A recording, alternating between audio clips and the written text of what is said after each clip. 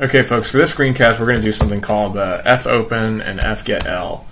And so we went over in the last screencast this weird configuration file that I created that I use for some of my C++ simulations. And we basically ran these couple lines of code. I'm just going to copy and paste them here. And I'm just going to go through these errors one more time. Just in case you didn't watch the last video. So if I run DLM read, it freaks out because of that first row. The first row here. If I run the Excel command, it's going to freak out because it's not an Excel file. If I run CSV read, it's going to freak out because of the first row. And then if I use my saving grace, my wildcard, it's going to work, but it doesn't grab the last rows. So then you say, okay, well, like what the heck do I do? So what you're going to want to do is you're going to want to use something called fopen. And so fopen is from the C++ and Fortran days, probably even before that. It definitely predates my time. But basically what you do is you make a file identifier and you fopen. So F stands for file. And you open this file, configuration.conf, like this. Now, when I run this, it's just going to give me a file identifier with a certain number. If I hit like this, it's going to return a -1, which essentially says the file doesn't exist. So what you want to do is you want to say if file identifier. So you have to write this yourself. Equals -1, display, hey, or I guess let's use the error function in MATLAB. File does not exist. And then so here in this case the file exists, so it doesn't do that, but if I delete that it's going to say, hey, file does not exist. And the better thing to do would be to cut this out, call this the file name, like that, file name, and then say display couldn't find this file. File name, like that. Make that a string. And so now it's saying, hey, couldn't find this file. Let me put a space here. Couldn't find this file, configuration.conf, and then it's going to throw an error. And then the reason why you do the error command is because then I can click this and it'll actually go to that line of code there, which is pretty convenient. So there's our error checking in there. So then if I make the file name correct, it'll import the file. So then what do you do with this file identifier? So you say while file identifier does not equal -1, you do fgetl. So what that stands for is file get line. And so what you're going to do is you're going to get the line. And so I'm going to get what it asks for is the file identifier, and then I'm going to return this line. And I'm sort of borrowing code from Python here, but this isn't good. All right, so my bad. It's not the file identifier. The file identifier will always be this. You want this line does not equal -1. So you say this line equals 0, initializes it at 0, and so there you go. So now if you look at here, so I probably did that really fast. So this line is going to essentially get the line, and then so since I'm checking whether or not it's going to be -1, I want to initialize it at 0 so it runs. So if we look at our file here, I'm going to put this over here. Remember this loop is looping through over and over and over again and getting this line. It just grabs every single line. So here's the first line, here's the second line, here's the third, fourth, fifth, all the way down the line, and then hey, look, it grabbed the bottom here, which is exactly what I wanted, and then finally this line is -1 and it broke out. So what I like to do in these kinds of codes is I like to just make like a massive cell array. And so what I like to do is essentially borrow code from the Excel and the import data and say, hey, I'm going to make initialize an empty cell array like this. And then so what I'm going to do is I'm then going to say, okay, as long as this line does not equal -1, I'm going to concatenate this line like this. And I think this is going to throw me an error. I'm not entirely sure. It looks like it ran. So what's all? Okay, so there's all. If I type in whose, let's see, all is a cell like that. And so if I do all of 1, I get that. If I do 2, 3, 4, if I do end, yeah, so I can grab every single row here. So basically, now that I have all of this data imported in here, I can grab every single thing I want. So if I do all of, what is it, 2 to 22 probably? No, 21? Yeah, there's this matrix of zeros. So say I want to pull this out, I would do all of 221, and then can I do a string to num of that, like really simply? Oh, sorry, num to string. No, this is a string. Requires string. What type of variable is this? Answer. Oh, that's a cell. But see, if I do this, it's just going to give me. Did that work? Can I do that? Nope. See, it just gives me the first one. So that's not what I want.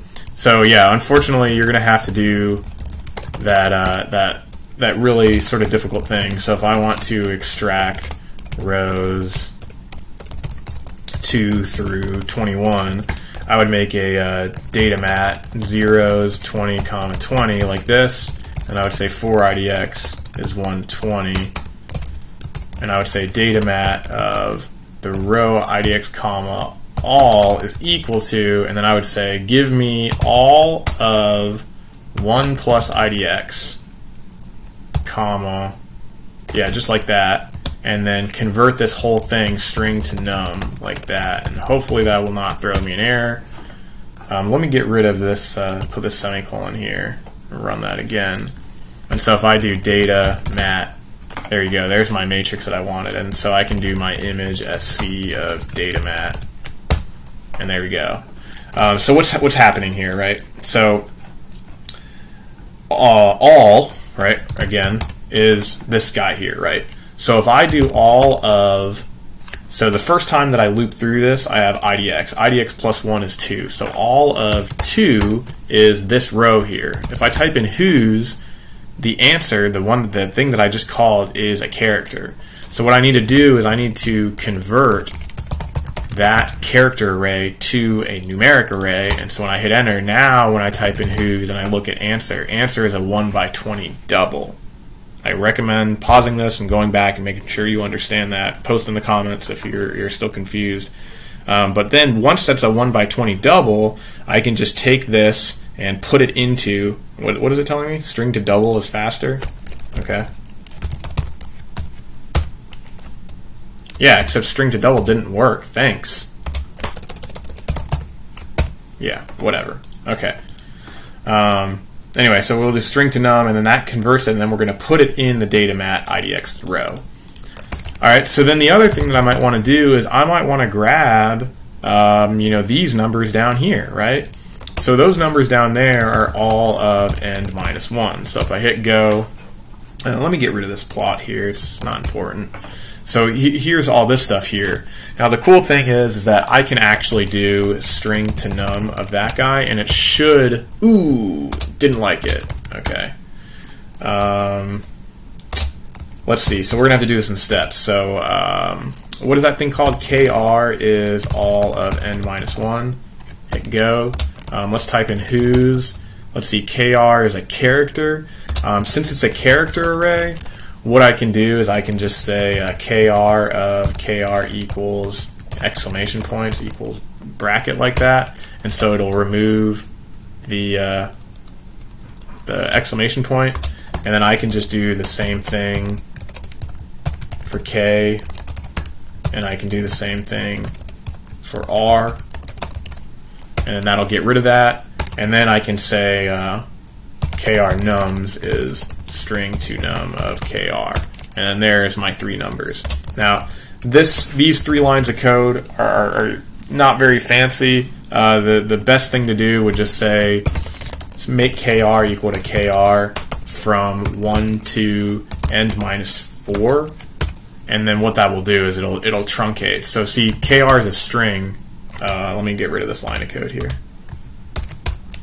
So kr is a string. So if I do kr of 1, I get 3. If I do kr of 2, I get 7. That's the 7th element. If I do 1 to 10, I get these elements. Again, because these aren't numbers, these are strings. So if I go 1 to 20, I keep getting more and more numbers. If I go 1 to end, I get the entire string. If I do -1, there's probably a space over here, so I probably clip that. If I do -2, I clip the R, -3, I clip the K, -4, I clip the exclamation point, and so when I convert that to a numeric array, it converts it just fine. And so if I look at kr nums, if I look at kr nums, and I do kr nums of 1, it'll actually give me the entire number because now that is a numeric array. If I do format long G, kind of look at kr nums, yeah, okay, so it's still got the 1041 here. All right, so that's an interesting way to read in stuff using the fopen identifier command. You can also, at the end of the day, by the way, after you do all of this like fgetl stuff, you want to do an fclose of your file identifier. You never want to like leave it open, so you want to close that guy off. The cool thing is that you can actually you can do a file out identifier and just do fopen again. I think you actually need to type in "W" for writing. So let's say I want to do like an out.txt W like that. Yeah, see, file out is 25. See, if I get rid of the W, it's going to give me a